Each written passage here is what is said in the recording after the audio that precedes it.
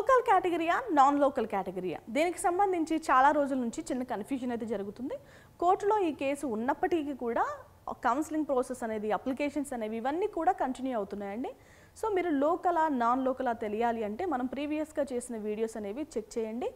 మీరు local candidate అయితే, లేదు అంటే మనకి కొన్ని కండిషన్స్ ఉన్నాయి. మీరు 10 సంవత్సరాలు ఈ రాష్ట్రంలో నివాసం ఉన్నా, లేదు అంటే మీ పేరెంట్స్ నివాసం ఉన్నా, లేదు అంటే మీ పేరెంట్స్ ఎంప్లాయీస్ అయినా కూడా, అంటే సర్వీస్ చేస్తున్న రాష్ట్రానికి, లేదంటే వేరే ప్రాంతంలో చేయాల్సి వచ్చి ట్రాన్స్ఫర్ అయినా, సో రకరకాల కండిషన్స్ ఉంటాయి కదా, బైఫర్కేషన్ జరిగిన తర్వాత ట్రాన్స్ఫర్ అయినా, సో ఏ కండిషన్ని సాటిస్ఫై చేసినా కూడా మీరు అనేది లోకల్ స్టేటస్ని అప్లికేబుల్ చేసుకోవచ్చు. దీనికోసం కావాల్సిన డాక్యుమెంట్స్ని అయితే మీరు ప్రొడ్యూస్ చేయాల్సిన అవసరం ఉంటుంది. సో ఎవరైతే ఎంబీబీఎస్ బీడీఎస్ కౌన్సిలింగ్లో పార్టిసిపేట్ చేస్తున్నారో, మీరు లోకల్ స్టేటస్ని అప్లై చేసుకోవాలి అనుకుంటున్నారో, మేము లోకల్ క్యాండిడేట్స్ అని చెప్పాలనుకుంటున్నారు. సో మీ దగ్గర రిక్వైర్డ్ డాక్యుమెంట్స్ ఉంటే కనుక మనం అప్లికేషన్ పెట్టుకోవచ్చండి.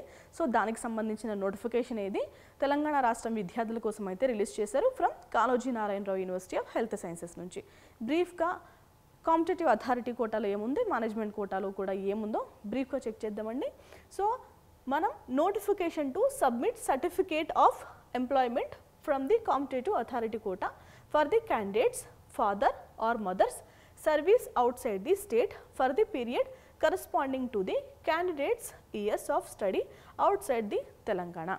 సో మీరు తెలంగాణ రాష్ట్రంలో కాకుండా మనం 1వ తరగతి నుంచి 12వ తరగతి మధ్యలో కొన్ని సంవత్సరాలు బయట ప్రదేశాల్లో చదవాల్సిన అవసరం వస్తుంది. ఎందుకంటే గవర్నమెంట్ ఎంప్లాయీస్ అయినప్పుడు పేరెంట్స్ ట్రాన్స్ఫర్ అవుతూ ఉంటారు. సో ఆ స్టడీ కనుక బయట చేసినట్టయితే, మీరు అంటే మీ పేరెంట్స్ గవర్నమెంట్ ఎంప్లాయీస్ అని మనం చెప్పగలిగినట్టయితే, సో మనకి ఆ రిజర్వేషన్ అనేది అప్లికేబుల్ అవుతుంది. దానికి సంబంధించి సర్టిఫికేట్ ఆఫ్ ఎంప్లాయ్మెంట్ అనేది ప్రొడ్యూస్ చేయాల్సిన అవసరం ఉంటుంది. ఓకేనా? అసలు ఎవరెవరికి ఈ నోటిఫికేషన్ రిలేట్ అవుతుందో చూద్దామండి. Children of employees of Telangana state government who have served or serves serving outside the Telangana. So మీరు తెలంగాణ రాష్ట్రంలో సర్వీస్ చేస్తున్నా, లేదంటే వేరే రాష్ట్రంలో సర్వీస్ చేస్తున్నా కూడా మీరు ఎంప్లాయ్మెంట్ సర్టిఫికేట్ అనేది ప్రొడ్యూస్ చేయాల్సిన అవసరం ఉంటుంది. లేదు అంటే ఇప్పుడు రిటైర్ అయిపోయిన వ్యక్తులు ఉంటారు, లేదు అంటే సర్వీస్లో ఉన్న వ్యక్తులు లైక్ ఐపీఎస్, ఐఏఎస్, ఐఎఫ్ఎస్కి చెందిన తల్లిదండ్రులు ఎవరైనా ఉన్నా కూడా వాళ్ళు డాక్యుమెంట్స్ అనేవి ప్రొడ్యూస్ చేయాలి, వాళ్ళ పిల్లలు. Okay. Children of defence personnels or ex servicemen or central armed police force service. So వీళ్ళు కూడా తెలంగాణ రాష్ట్రంలో వర్క్ చేసినా, లేదు అంటే ఇతర రాష్ట్రాల్లో వర్క్ చేసినా, మీ పిల్లలు అందువల్ల బయట రాష్ట్రాల్లో చదవాల్సి వచ్చినా కూడా మీరు అనేది ఎంప్లాయ్మెంట్ సర్టిఫికేట్ అనేది ప్రొడ్యూస్ చేయాల్సిన అవసరం ఉంటుందండి.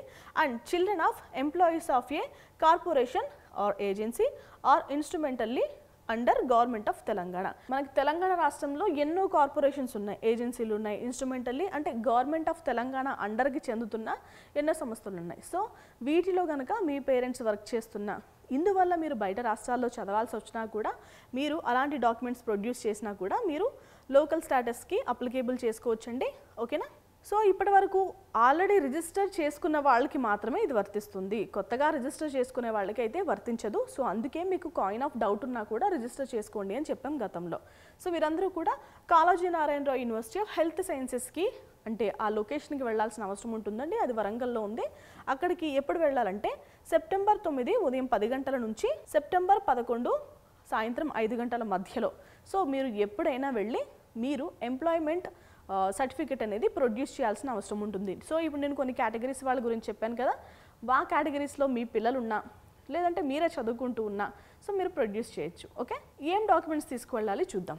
Certificate of employment from the competitive authority for the candidates father or mother service outside the state for the period corresponding to the candidates years of study outside Telangana. So employment certificate తీసుకువెళ్లాల్సిన అవసరం ఉంది. And printout of filled in application form of registration తీసుకువెళ్ళాలి. Study certificates bona fide తీసుకువెళ్లాల్సిన అవసరం ఉంటుంది. 9th 10th class నుంచి inter +2 inter మొత్తం తీసుకువెళ్లాల్సిన అవసరం ఉంటుంది. ఈ 4 years తీసుకువెళ్ళాలి. ఓకే.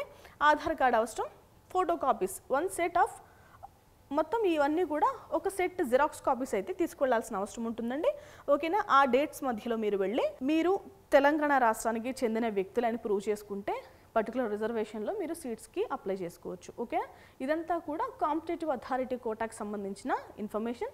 ఇప్పుడు మేనేజ్మెంట్ కోటాకి చూద్దామండి. సేమ్ మేనేజ్మెంట్ కూడా సేమ్ కేటగిరీ, బట్ డేట్స్ కూడా సేమ్ అండి. సెప్టెంబర్ 9 10 గంటల నుంచి ఉదయం, సెప్టెంబర్ 11 సాయంత్రం 5 గంటల మధ్య అయితే మీరు వెళ్ళి అప్లికేషన్ అనేది ఇవ్వచ్చు. సో నేను ఏవైతే డాక్యుమెంట్స్ చెప్పానో ఆ డాక్యుమెంట్స్ అనేవి మీరు ఒక సెట్ ఆఫ్ జిరాక్స్ కాపీస్ అనేది ప్రొడ్యూస్ చేయాలి. ఓకేనా? ఇది వాళ్ళ వీడియో అండి. ఎలాంటి డౌట్స్ ఉన్నా ఎడ్యునైన్ కెరీర్ గైడెన్స్ని రీచ్ అవుట్ అవ్వడం అయితే మర్చిపోవద్దు. Thanks for watching.